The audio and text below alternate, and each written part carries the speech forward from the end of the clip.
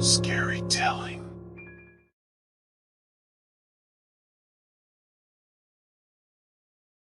I used to think that I was safe and sound in my own bedroom until one night I saw something that I will never forget.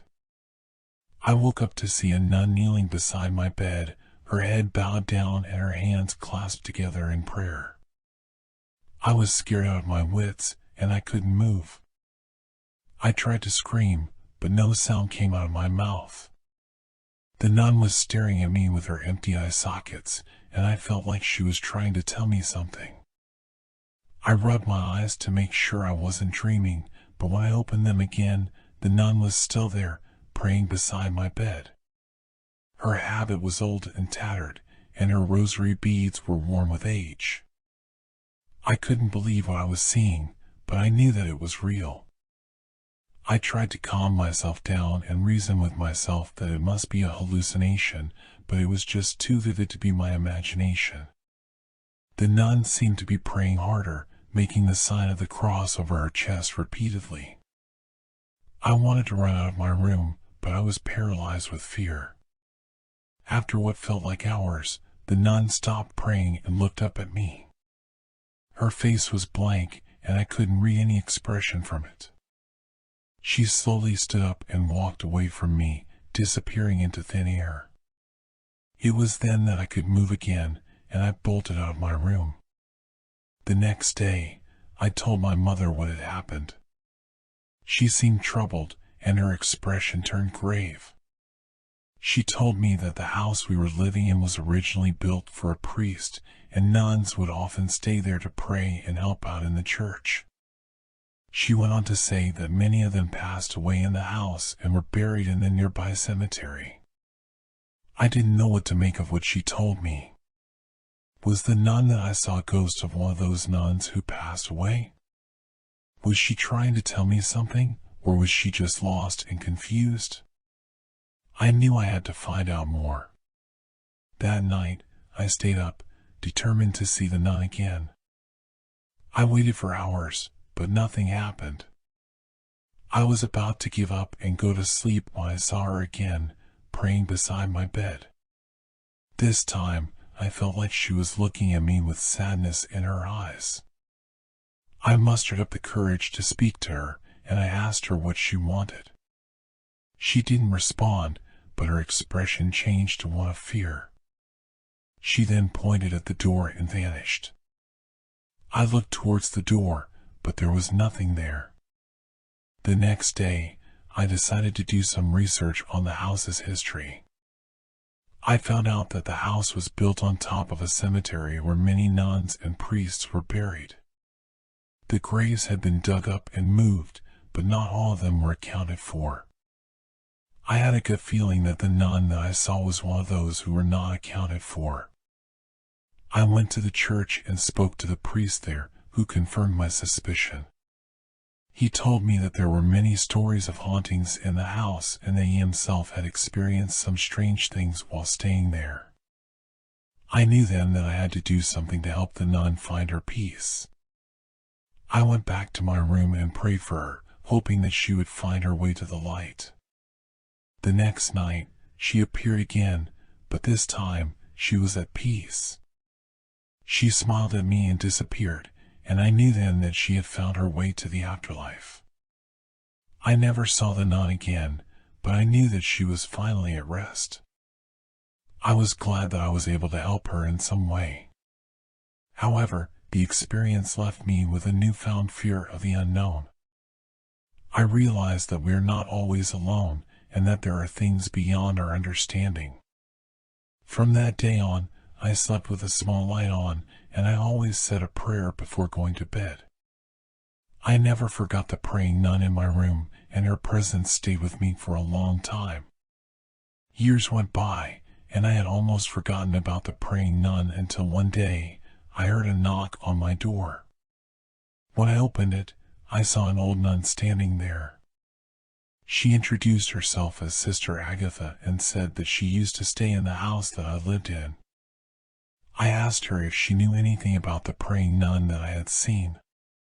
Sister Agatha's face turned pale, and she told me a chilling story. She said that there was a nun who used to stay in the house who was known for her piety and devotion. However, she was accused of being a witch and was burnt at the stake. Sister Agatha said that the nun's spirit was never at rest and that she would often appear to people who stayed in the house. She went on to say that she herself had seen the nun and had prayed for her soul to find peace. I was shocked by what she told me and thanked her for sharing the story. As she was leaving, she turned to me and said, "Remember, child, there are things in this world that we cannot explain. Some things are best left alone."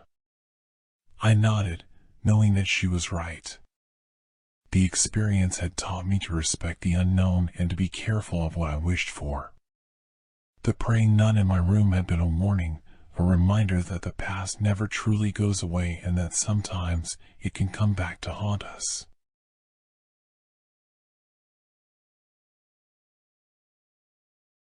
As a child, I never really believed in ghosts or spirits, but there was one moment that changed everything for me. It was just an ordinary day, and I was playing in my room, lost in my own world of imagination, when I suddenly felt the urge to turn around. I was taken aback when I saw a man in a suit step out of my closet. He had no facial features, but I could tell he was looking right at me. I froze in terror and didn't know what to do. The man just stood there for what felt like an eternity, and then he vanished. I was left alone, but the memory of that moment stayed with me for years to come. Years later, I was all grown up, and I had put the strange man in the closet out of my mind. I was living on my own and thought I had left all those childhood fears behind me. However, one night, I woke up to a feeling of unease. I looked around my darkened bedroom and saw a figure standing by my bed. As my eyes adjusted to the darkness, I realized it was the same man in the suit I had seen as a child. He didn't move or say anything, but I could sense his presence. I was petrified, but something in me told me not to scream or panic. I just lay there, frozen, until the man eventually disappeared. I didn't know what to make of it. Was it just a vivid dream, or had I really seen something paranormal? The experience stayed with me, and I couldn't shake the feeling that something was watching over me. The next night, I went to bed feeling uneasy, and I had a sudden urge to close my bedroom door. I had never slept with my door closed before, but that night I felt like I had to. In the early hours of the morning, I was jolted awake by the sound of the smoke alarm blaring. I stumbled out of bed, coughing from the thick smoke that had filled the air. I quickly realized that my entire living room was engulfed in flames. I had no time to waste, and I ran to my bedroom door, only to find that it was jammed shut. In a panic, I remembered the window and managed to climb out to safety. As I watched my home go up in flames, I couldn't help but think about the man in the suit. Had he been watching over me all these years? Had he saved my life that night by giving me the urge to close my door? It was a strange feeling, and I didn't know what to make of it. However, as I looked back on my life, I realized that I had been spared from countless near-death experiences. It was almost as if someone or something was watching over me. Years later, I was visiting my childhood home and decided to go up to my old room. As I walked around, I couldn't help but feel a sense of unease. However, as I opened my closet door, I saw a faint outline of a man in a suit. He was transparent, but I could tell it was the same figure I had seen as a child. He didn't move or say anything, but I could feel his presence. As I closed the door, I realized that the man in the suit had been my guardian angel all along. From that day on, I knew that I was never truly alone. The man in the suit may have been a ghost, but he had watched over me my entire life, and I was grateful for his protection. I may never know who he was or why he chose to watch over me, but I knew that he would always be there for me, even in death. And as I looked back at the burned-out shell of my childhood home, I couldn't help but feel a sense of peace, knowing that I had been protected by a guardian angel. The man in the suit may have been scary at first, but he had turned out to be the best thing that ever happened to me. And as I walked away from my childhood home, I knew that I would never forget the strange man in the closet, my protector, and my guardian angel.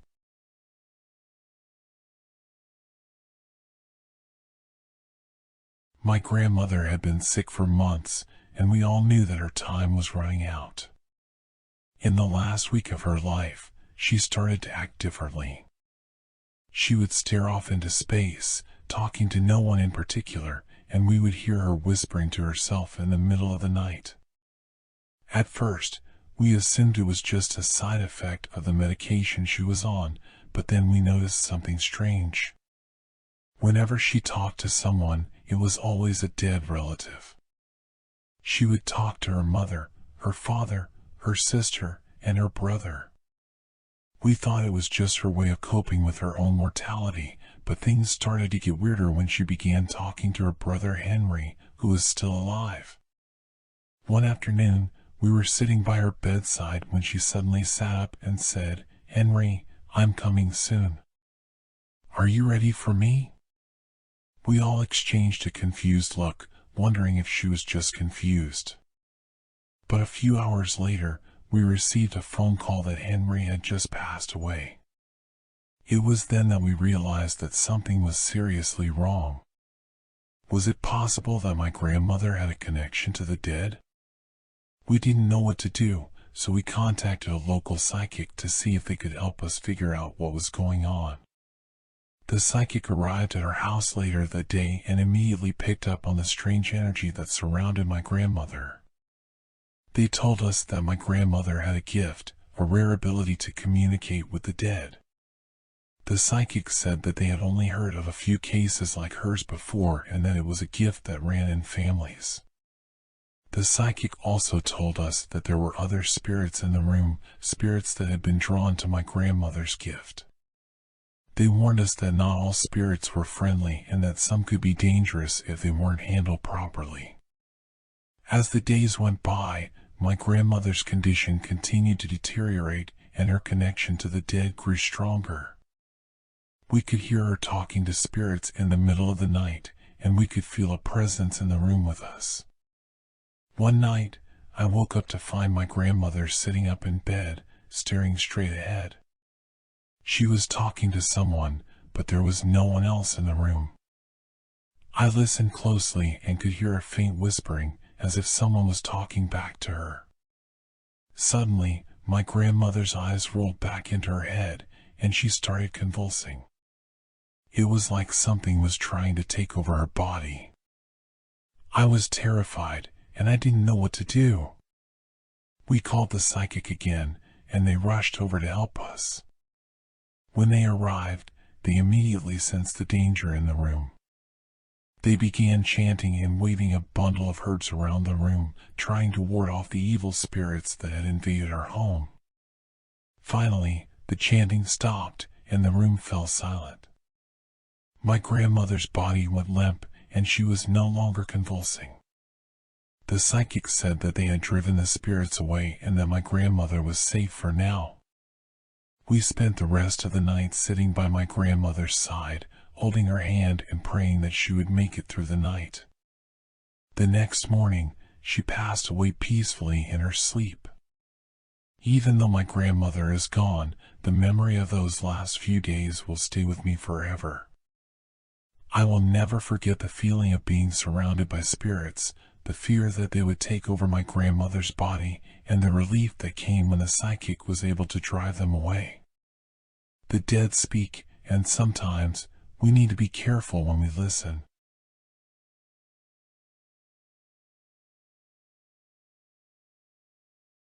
It was a typical Tuesday night, and I was lying in bed scrolling through my phone when I felt a sudden, firm touch on my leg. I immediately sat up, looking around the dark room. But there was no one there. I shrugged it off, thinking it must have been my imagination, and tried to go back to sleep. But I couldn't shake off the feeling of unease. I had a weird feeling in my gut that something was off. After tossing and turning for what felt like hours, I finally fell asleep. The next morning, I woke up to the sound of my phone ringing. It was my mom. As soon as I picked up, I could hear the sadness in her voice. She told me that my grandmother had passed away in her sleep last night. I was devastated. My grandmother and I were very close, and I couldn't believe she was gone. As the day went on, I couldn't shake off the feeling of that touch on my leg the previous night. It was strange, almost like someone was trying to get my attention. But why? I tried to put it out of my mind and focus on my grandmother's funeral, which was scheduled for the next day. That night, as I lay in bed, I felt the same firm touch on my leg again. But this time, it felt different. It was almost comforting, like a gentle caress. And then, I heard a voice. It was faint at first, but then it got louder. "Goodbye, my love," the voice said. It was my grandmother's voice. I was terrified, but at the same time, I felt a sense of peace. I knew in my heart that it was my grandmother saying goodbye to me. She had always been there for me when I needed her, and now she was letting me know that she was still with me, even in death. The next day was the funeral, and as I sat there in the church, I couldn't help but feel a strange sense of calm. I knew that my grandmother was watching over me, and that she was at peace. But then something strange happened. As the priest was delivering the eulogy, the lights flickered. At first, I thought it was just a coincidence, but then they flickered again. And again. Suddenly, I felt a cold breeze on my neck. It was like someone was breathing down my neck. I turned around, but no one was there. As the service ended, I left the church feeling more confused and scared than ever before. What was happening to me? Was my grandmother still trying to communicate with me? That night, I went to bed, but I couldn't sleep. I kept feeling that same cold breeze on my neck, and I knew that my grandmother was still with me. Suddenly, I heard a whisper in my ear. "I love you, my dear," the voice said. It was my grandmother's voice again. And then, I felt a warm embrace around me. It was like someone was hugging me from behind. But when I turned around, no one was there. From that night on, I never felt alone. My grandmother was always with me, guiding me through the ups and downs of life. And even though she was no longer physically present, I knew that she would always be there, watching over me and protecting me from harm.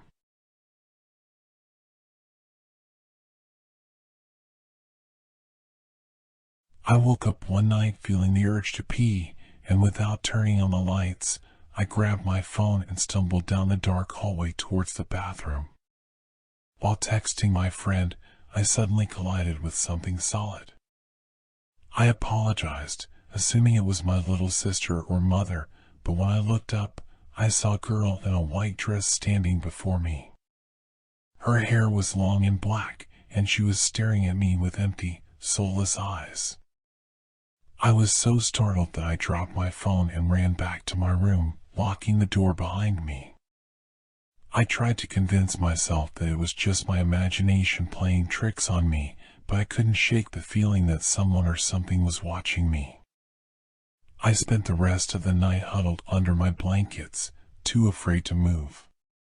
The next morning, I woke up to find that my phone had been shattered from the fall. I couldn't explain it, but I felt like something terrible had happened. Later that day, my boyfriend came over to pick me up for our date at the movies.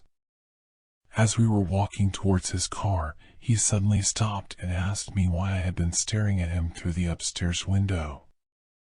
I was confused, as I had been downstairs the whole time, but he insisted that he had seen me in a white dress.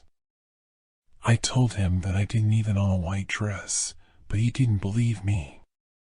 That night, as I lay in bed, I couldn't shake the feeling that something was off.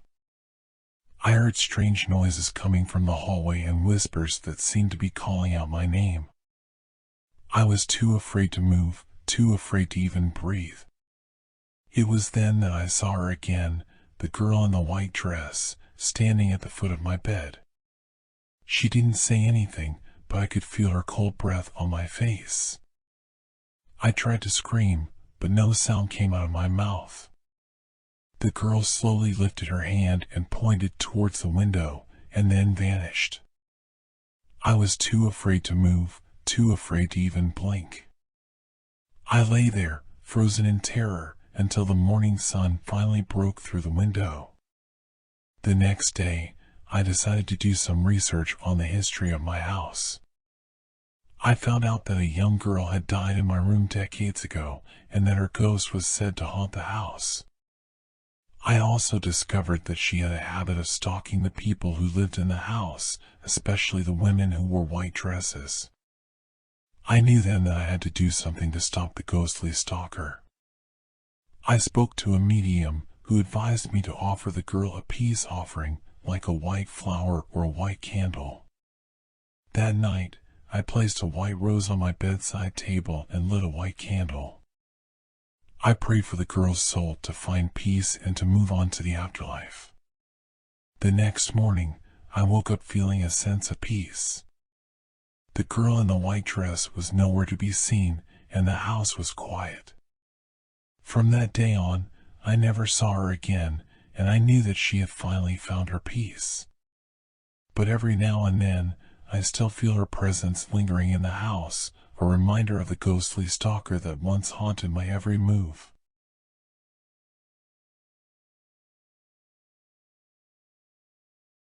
I always knew my dad was a hard worker. He spent long hours at his computer, typing away at his work. But when he passed away, his sudden absence left a void in our lives. I went back to our family home to visit my mom and help her with the arrangements. It was a difficult time, but I was glad to be there for her. One night, after my mom had gone to bed, I was sitting in the living room watching TV. It was quiet, except for the sound of the wind outside. Suddenly, I heard a noise coming from upstairs. It sounded like someone was moving around in my dad's old room. I figured it was just my imagination, but the noise continued. I decided to go upstairs to investigate. As I approached the top of the stairs, I heard the unmistakable sound of my dad's chair creaking. It was the same chair he always sat in while working on his computer. I couldn't believe it. It had only been a few weeks since his passing, but I had to know what was going on. I slowly made my way towards his room. The door was closed, but I could hear someone inside. It was my dad's voice. He said my name and then got up from his chair. I heard him walk over to the door, and then the handle started to turn. I stepped back, afraid that I was hallucinating or that someone else was in the house. But there was nobody there. Suddenly, my dad appeared at the top of the stairs. He looked just like he did before he passed away. He walked down the stairs and stood in front of me for a few seconds, as if he was studying me. Then he turned around and walked back up the stairs, disappearing into his room. I was terrified. I had just seen my dad's ghost. I didn't know what to do. I wanted to run out of the house, but I didn't want to leave my mom alone. I decided to stay and investigate further. I went into my dad's room and sat in his chair. It was still warm, as if someone had been sitting in it recently. I checked the computer, but it was turned off. Then, I noticed something strange. The window was open. My dad never opened the window in his room. It was always closed, even on hot summer days. I decided to stay the night and keep a watchful eye on the room. As I was drifting off to sleep, I felt a warm sensation around my midsection, as if someone was hugging me from behind. I heard my dad's voice whisper in my ear, "I love you, son." Then everything went quiet. The next morning, I woke up to find the window in my dad's room closed. The room was empty, but I felt a sense of peace. I knew my dad was still with us, watching over us from the other side. From that day on, strange things continued to happen in the house. But I was no longer afraid. I knew that my dad was still with us, and that he would always be watching over us.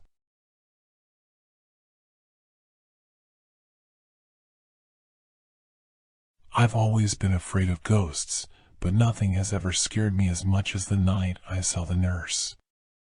My mother's close friend and coworker had passed away, and we attended her funeral that day. My mother was a nurse, so she had a lot of friends in the medical field, and I had met this woman a few times before. She was always kind and had a warm smile, but I never expected to see her again, especially not after her passing. That night, I found myself in my mother's bed, snuggled up next to her. I don't remember why I was there, but I remember waking up in the middle of the night. I turned to look at my mother and saw someone standing over her. At first, I thought it was my father, but as I focused on the figure, I realized it was the nurse who had passed away. She was wearing her white nurse's uniform and had her hair pulled back in a bun. She was bent over my mother, and it looked like she was inserting a 4-needle into her arm. I was frozen with fear, unsure of what to do. The woman looked up and smiled at me, then walked down the hallway and disappeared. I was too scared to move or even scream, but eventually, I mustered up the courage to wake my mother. She was confused by my tears and sobs, but I managed to tell her what had happened. My mother didn't believe me at first, but as I described the woman, she became pale. It turned out that the woman I saw was, in fact, my mother's coworker. They had worked together for years and had become close friends. My mother was shocked that I had seen her, but she also found it comforting. She believed that her friend was watching over us, protecting us from harm. But as time passed, I began to feel uneasy. Every time I stayed at my mother's house, I could feel the presence of the nurse. It was like she was always there, watching me. It wasn't a comforting feeling anymore, but one of dread. I started to have nightmares about her, dreams where she was always just out of sight, lurking in the shadows. As I grew older, I tried to push the memories to the back of my mind. I convinced myself that it was all in my imagination, that I had made it up in my head. But then, years later, my mother revealed something that made my blood run cold. She had gone through some of her old work files and found a picture of the nurse. She showed it to me, and my heart stopped. It was the same woman I had seen in her room that one night. The same woman who had smiled at me before disappearing down the hallway. I don't know what the nurse wanted or why she had appeared to me that night. But I do know that she never truly left. Her memory and her presence still haunt me to this day, and I fear that she will never let me go.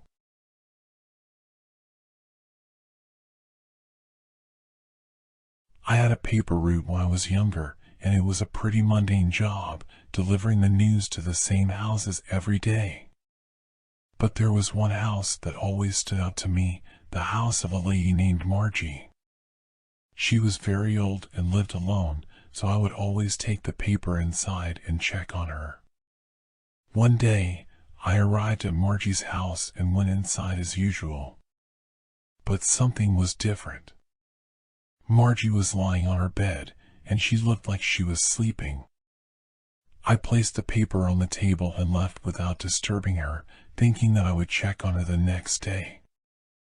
The next day, I arrived at Margie's house and found her in the same position, still asleep. This time, however, I noticed that the newspaper from the day before was still unopened on the table. I started to get worried and decided to go inside to check on her. But as soon as I stepped into her room, I felt a cold shiver run down my spine. Margie was still lying there, motionless, and I couldn't shake the feeling that something was off. The following day, I arrived at Margie's house and found her awake, sitting up in bed with a big smile on her face. She thanked me for checking on her and gave me a hug. I felt relieved that she was okay and went on with my day. But the day after that, something strange happened. As I arrived at Margie's house, I noticed that there were several cars parked outside. I wondered if Margie had family visiting her or if something else was going on. I went inside to deliver her paper, but as I walked into her room, I felt a chill run down my spine once again. Margie was lying there, just like before, but this time she was still and cold to the touch. She had been dead for 3 or 4 days already. I was in shock. How could I have spoken to and hugged her just 24 hours earlier, when she was already dead? I couldn't shake the feeling that something was not right, that there was something otherworldly at play. As time went on, I began to experience strange occurrences. I would hear Margie's voice calling out to me, even when I was alone. I would feel her presence in the room, even though I knew she was no longer there. And worst of all, I started to see her ghostly figure standing in the corner of my room at night. I couldn't take it anymore. I quit my job and moved away, hoping to escape Margie's ghostly presence. But to this day, I still see her in my dreams and feel her presence all around me. Margie may be gone, but her ghostly spirit will haunt me forever.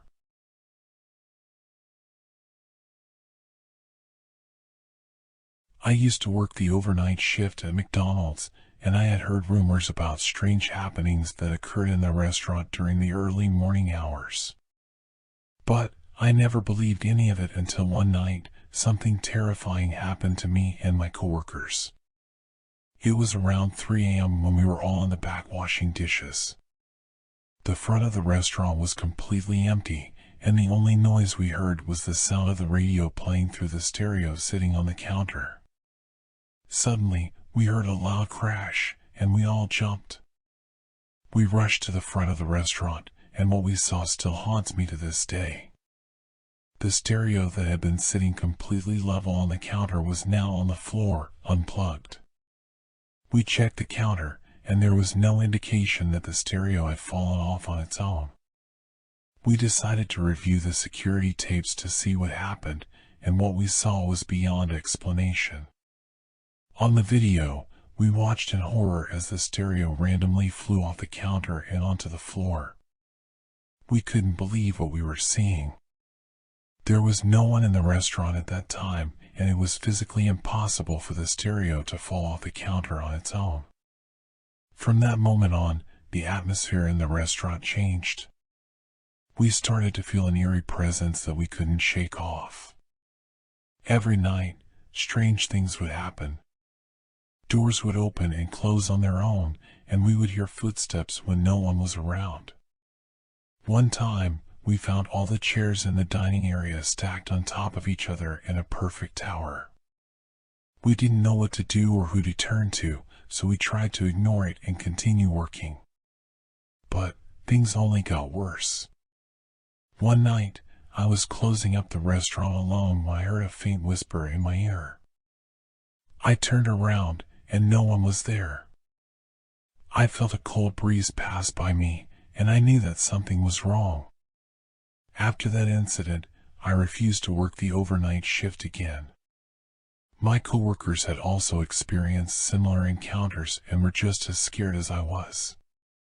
We tried to talk to our manager, but he dismissed our claims and said that we were just imagining things. Eventually, we all quit working at the restaurant, but the memory of that experience still haunts me to this day. I know that what we experienced was not just our imagination, and that there was something paranormal at play. I often wonder if the ghost of a former employee was haunting the restaurant, or if it was something even more sinister. One thing is for sure, I will never forget my time working the overnight shift at McDonald's and the ghostly encounters that we faced.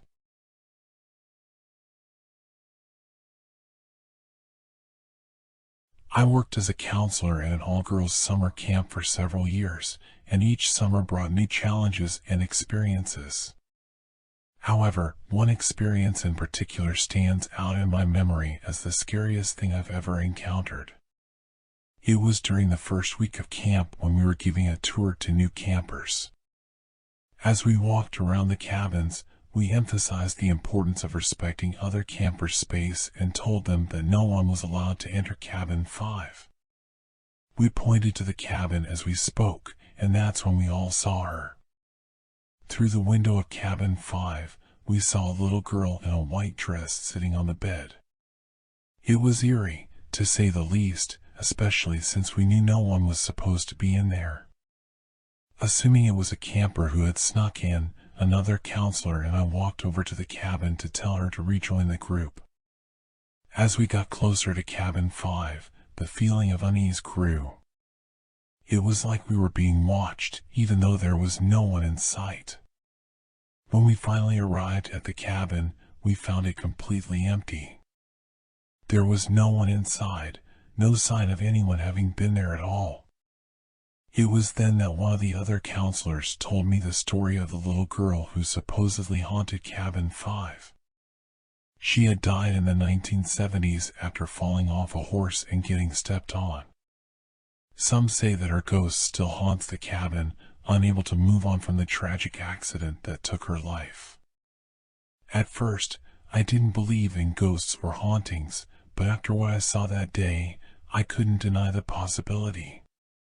From that moment on, I avoided cabin 5 like the plague. But as the weeks went by, strange things started to happen all around camp.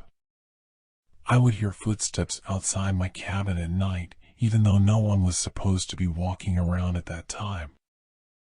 I would catch glimpses of a little girl in a white dress out of the corner of my eye, only to turn around and find no one there. Other counselors reported similar experiences, all pointing to the possibility that the ghost of the little girl was still wandering around camp. It wasn't until the end of the summer that things reached a climax. A group of campers had snuck out of their cabin late at night and decided to explore cabin 5.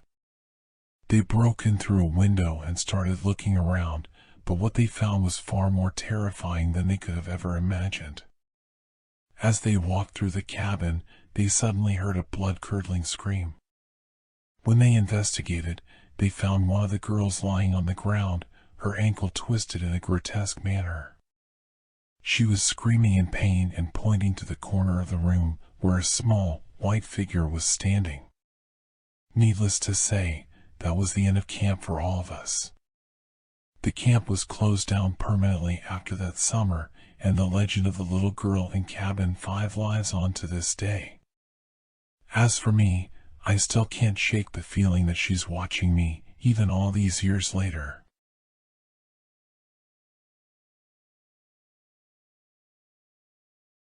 I used to work at a hospital as a night shift security guard, and it was always eerie to be wandering through the empty halls at night.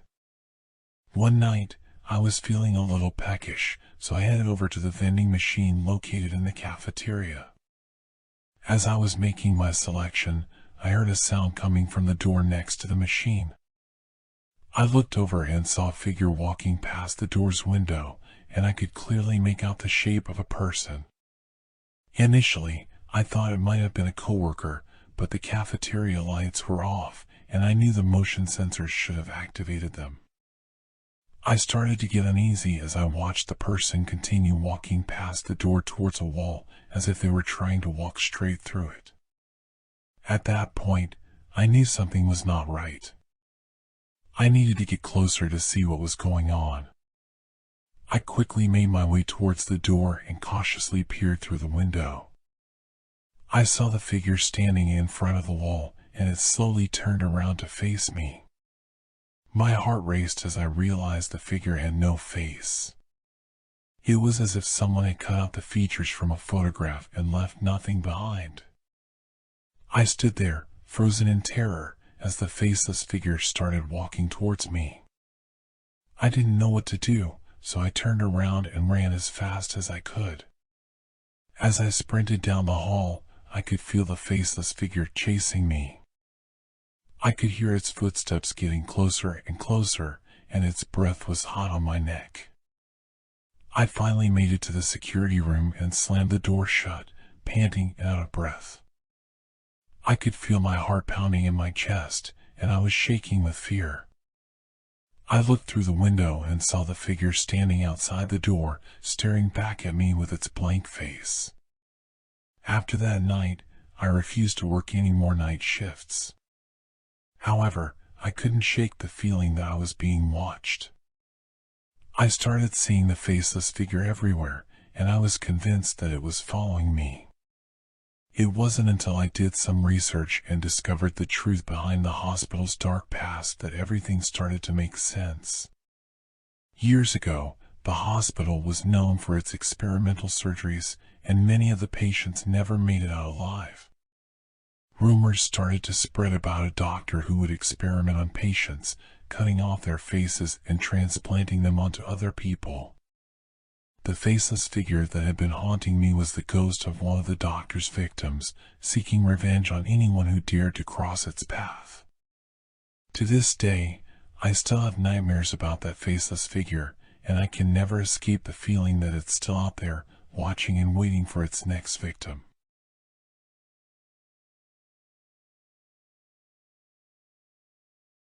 I've been a mortician for over a decade now, and I've seen all kinds of things during my time working with the dead.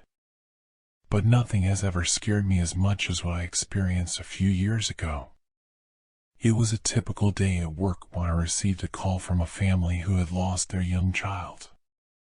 It's always heartbreaking to prepare a child for a viewing, but I tried to remain professional and do my job.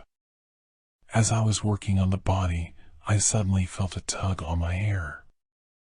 I spun around, thinking someone had entered the room, but there was no one there. I shrugged it off, thinking it was just my imagination, and continued with my work. A few minutes later, I heard a faint giggle coming from the other end of the room. I knew I was alone in the morgue, so I quickly walked over to investigate. As I reached for the door handle, it slammed shut on its own. I was trapped, with no way to escape. The machines that I was using to prepare the child's body suddenly stopped working. There was no power outage or any explanation for it, they just stopped. The room was silent, and it felt like the air had been sucked out of the room. I started to panic, thinking that I might be trapped in there forever. Suddenly, I felt a tap on my shoulder and warmth around my midside, like a child hugging me. I turned around, but there was no one there. I knew that something supernatural was happening, and I needed to get out of there fast. I started to scream for help, pounding on the door and trying to break it down. After what felt like an eternity, the door finally opened, and I stumbled out into the hallway. I was shaking and crying, and I knew that I had to tell someone what had happened. When I told my coworkers what had happened, they didn't believe me. They thought I was crazy, and they told me to forget about it and move on. But I couldn't forget about it. Every time I walked into the morgue, I could feel the ghost child's presence. It was like she was watching me, waiting for me to do something. I eventually quit my job at the funeral home because I couldn't handle the constant fear and unease. But the memory of the ghost child in the morgue still haunts me to this day. I don't know what happened to her or why she was there, but I know that I never want to experience anything like that again.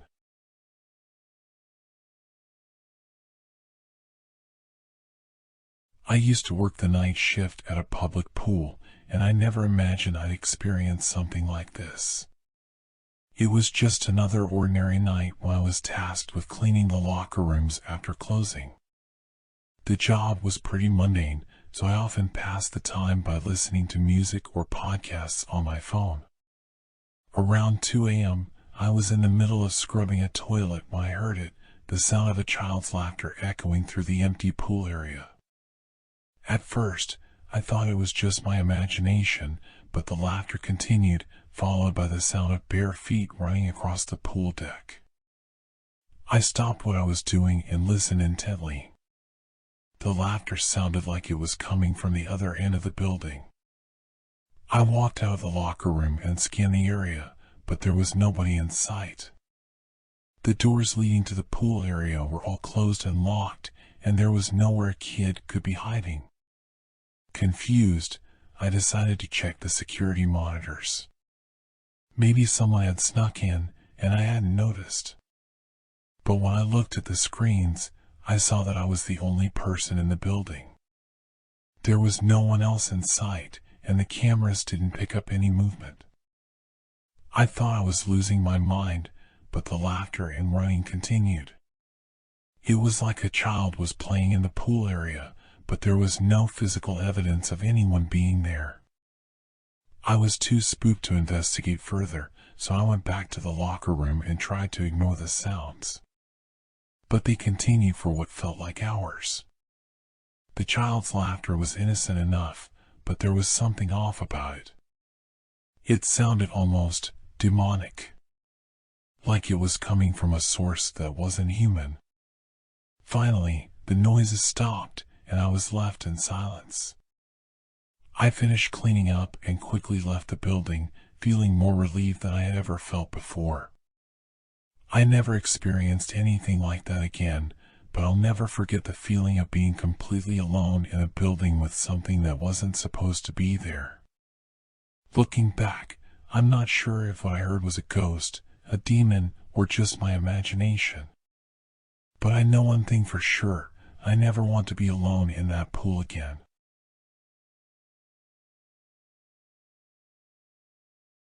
I was visiting my friend in her new townhouse, and I decided to spend the night.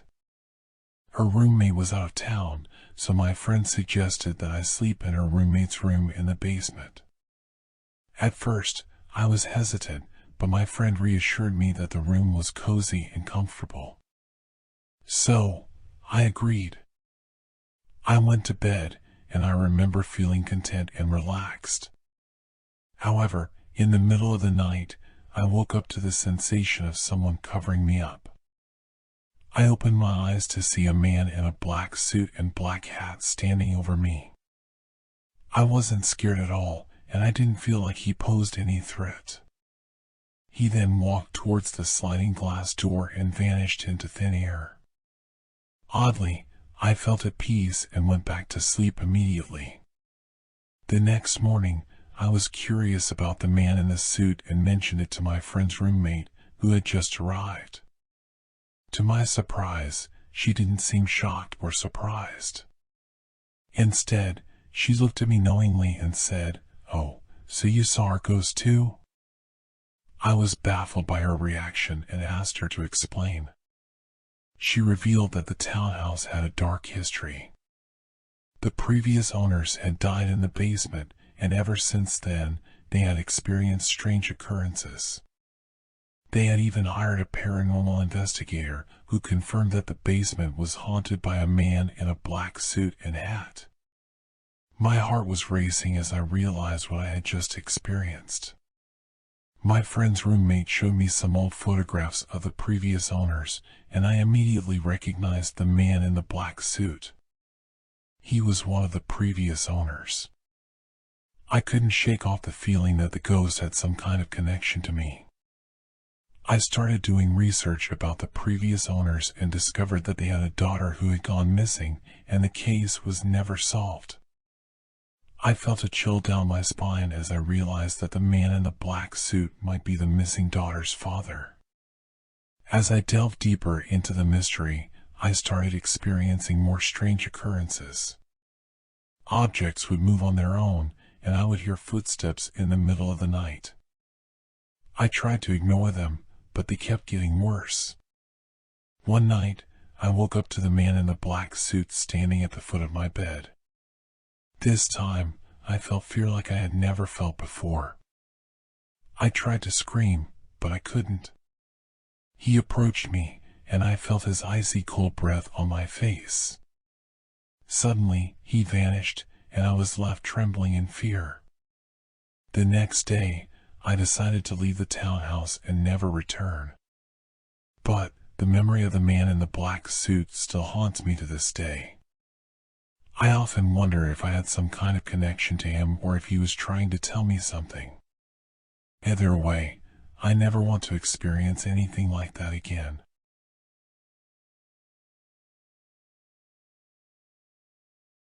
I always thought my childhood home was a safe and secure place. That was until my mom told me a story about a night when I was a baby that would change my perception of the house forever. According to my mom, one night when I was fussy, she came to my crib to check on me. But after several times of coming to my room, she was getting pretty tired herself. The next time I started crying, she got up and started to walk toward my room but heard footsteps. She freaked out because she was the only person home, but she sat still for a second and then heard the footsteps stop. When the footsteps stopped, she heard my crib being rocked and then heard what sounded like an older woman talking to me and trying to calm me down. My mom was paralyzed with fear and didn't know what to do, but eventually she mustered up the courage to go into my room. As soon as she stepped inside, the rocking and the talking stopped, and my mom was left alone with me in the room. She checked every corner of the room, but there was no one there. She couldn't explain what had just happened, but she knew that something was not right. After that night, strange things started happening in our house. My mom would hear footsteps and creaking floorboards when no one else was home. She would hear voices and whispers when she was alone in a room. And worst of all, she would see shadows moving across the walls at night. We tried to ignore it and went on with our lives as usual, but things started to escalate. One night, my mom woke up to find that all of the pictures in the hallway had been turned upside down. Another night, she heard knocking coming from inside the walls. We knew we had to do something, so we called in a paranormal investigator. She spent hours in our house, setting up cameras and recording equipment, trying to capture any evidence of the supernatural. But when she played back the footage, we were shocked by what we saw. The footage showed a ghostly figure moving through the house, passing through walls and objects as if they weren't even there. We could see the same figure rocking my crib and talking to me as a baby. We were terrified, but the investigator told us that the ghost seemed harmless and was likely just a caretaker spirit watching over me as a baby. But we couldn't shake the feeling that something was not right. We knew that we could never truly feel safe in that house again. In the end, we decided to sell the house and move away. But to this day, I can't help but wonder if that ghostly figure is still watching over me wherever I go. The haunted nursery may be a thing of the past, but the memories of those eerie nights will stay with me forever.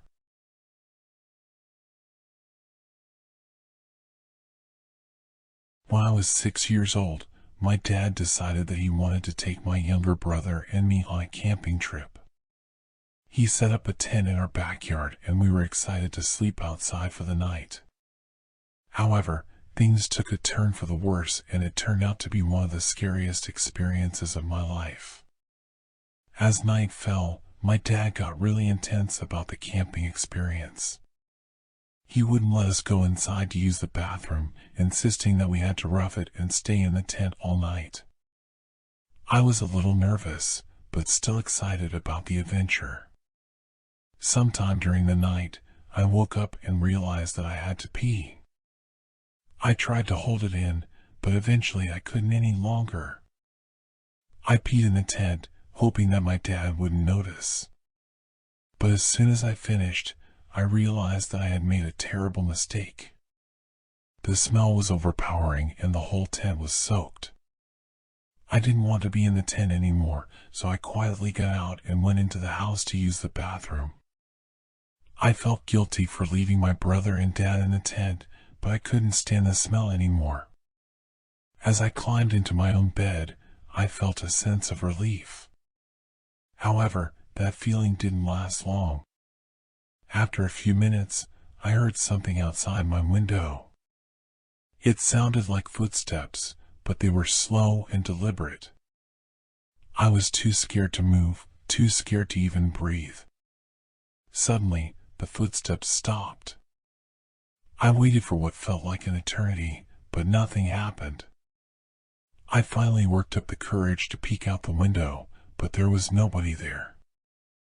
I chalked it up to my imagination and eventually fell back asleep. The next morning, my dad and brother emerged from the tent looking exhausted. I apologized for peeing in the tent and explained that I had gone inside to use the bathroom. My dad seemed angry, but didn't say much.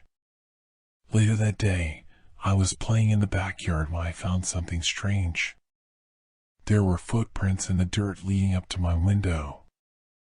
They were small, like a child's, but the shape was distorted, almost like they had been made by something that wasn't quite human. I showed my dad the footprints, but he dismissed them as my imagination. However, I knew what I had heard the night before. I knew that something had been watching me. After that experience, I never wanted to go camping again. Even as an adult, the memory still gives me chills. I never did find out what made those footprints, but I know that I never want to experience anything like that again.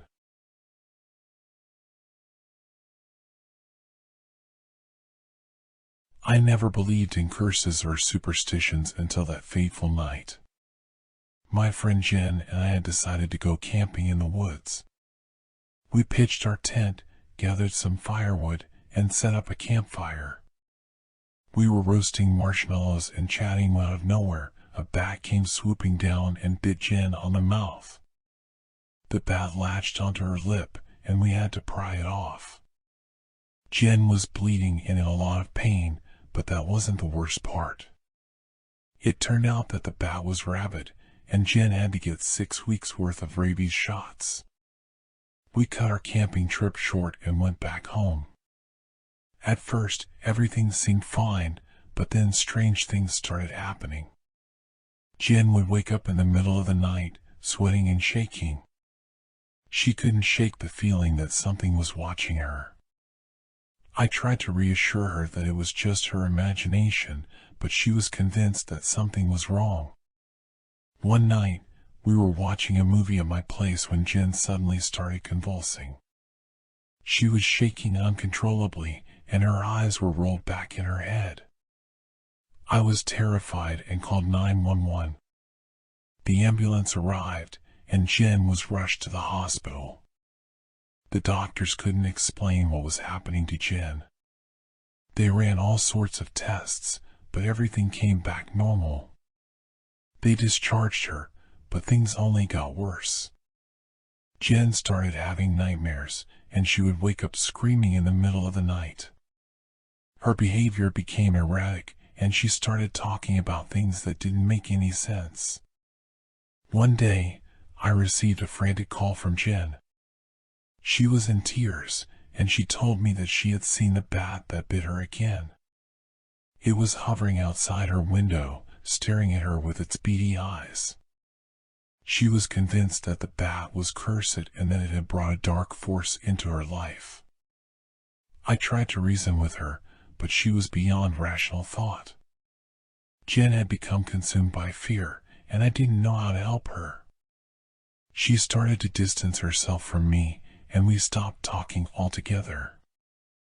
A few months went by, and I hadn't heard from Jen. I decided to pay her a visit, but what I saw when I arrived at her apartment left me paralyzed with fear. The entire place was covered in a thick layer of dust, and it looked like no one had been there for months. As I walked through the empty apartment, I saw a dark figure standing in the corner of the room. It was the bat that had bitten Jen. The bat was different now. It had grown in size and looked more menacing than ever before. Its eyes glowed red, and it let out a chilling screech. I tried to run, but it was like the room had become a maze. I couldn't find the exit, and the bat was closing in on me. I woke up in a cold sweat, gasping for air. It had all been a nightmare, or so I thought. When I looked in the mirror, I saw that my mouth was covered in blood. I rushed to the hospital, and the doctors confirmed my worst fear. I had been bitten by a bat, and it was rabid. Now, I'm living the same nightmare that Jen did. The bat has cursed me, and there's nothing I can do to stop it. I can feel it watching me, waiting for its chance to strike again. I'm haunted by the memory of Jen, and I know that I'll never be able to escape the curse of the bat.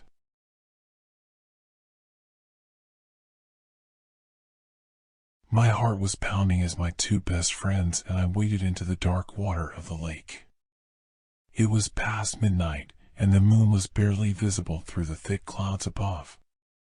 We had all been looking forward to this camping trip for weeks, and we were determined to make the most of it. So, we decided to go skinny dipping, a decision we would soon regret. As we swam further into the lake, I could barely see my friends, let alone anything else. Suddenly, one of my friends spoke up. "It's so dark. I can't see anything." We laughed it off, but our laughter quickly turned into terror when a voice replied from across the water, "I can't see anything from over here either." The voice was deep and scratchy, and it sent shivers down my spine. We froze in the water, unsure of what to do. It was then that we noticed a small light across the lake, bobbing up and down in the darkness. We realized it was a flashlight, and it was coming towards us. We panicked and swam back to shore as fast as we could. We quickly dressed and grabbed our flashlights to investigate. As we approached the spot where we had heard the voice, we saw a man sitting alone on a small boat. He was staring off into the distance, seemingly unaware of our presence. We cautiously approached the boat, and as we got closer, we realized the man was muttering to himself. It was then that we noticed a strange smell coming from the boat, a mix of sulfur and rotting flesh. We were all on edge and unsure of what to do. The man didn't acknowledge us, but we couldn't shake the feeling that we were not alone. We quickly made our way back to our campsite, but the feeling of being watched followed us. We were on edge the entire night, barely sleeping and listening for any strange noises. The next morning, we decided to investigate the man in the boat and headed back to the lake.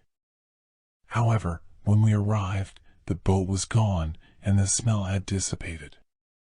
We searched the surrounding area but found no trace of the man or his boat. It was as if he had vanished into thin air. As we packed up our camping gear and headed home, I couldn't shake the feeling that we had stumbled upon something sinister. The man in the boat had been watching us, and I couldn't help but wonder what he had been planning to do. Was he just a creepy guy out on the lake, or was there something more sinister at play? Years later, I still think back on that camping trip and the man in the boat. I wonder what would have happened if we had stayed in the water a moment longer, or if we had approached him more closely. The lake had held a dark secret, one that we had stumbled upon unknowingly. And I couldn't help but wonder what else the lake was hiding.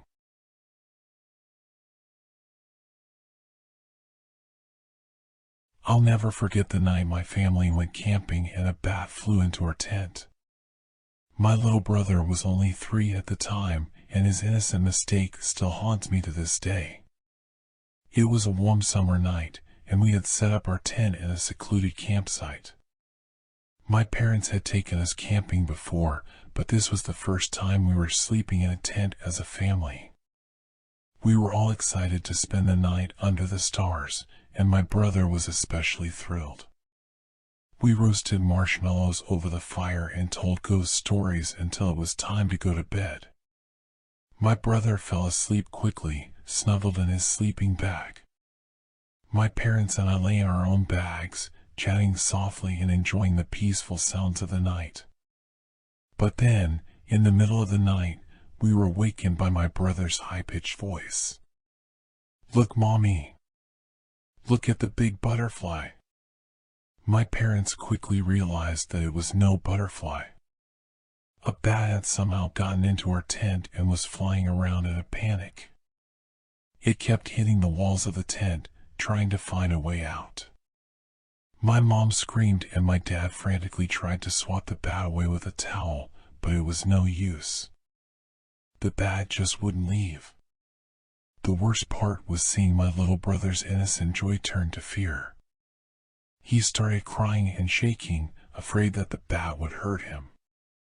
We tried to comfort him, but we were all scared ourselves. The bat finally flew out of the tent, but the damage had already been done. We were all traumatized by the experience, especially my brother.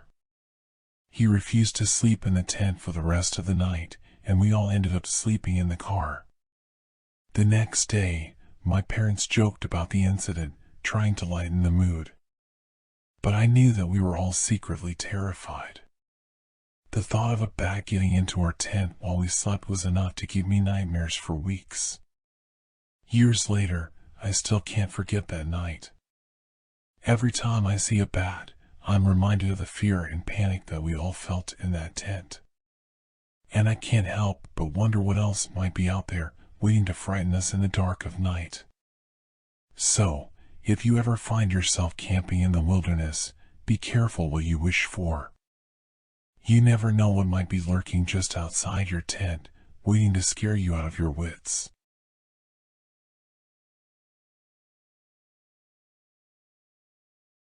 As a young teenager, my family and I went on a camping trip to the woods.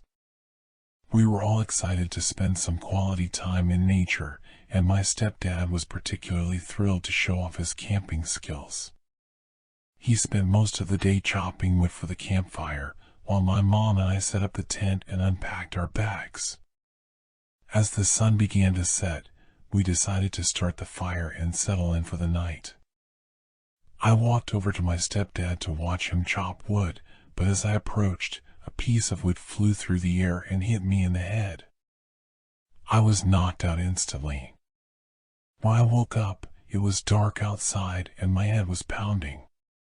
My parents were frantically packing up the whole campsite, and I could hear them whispering to each other.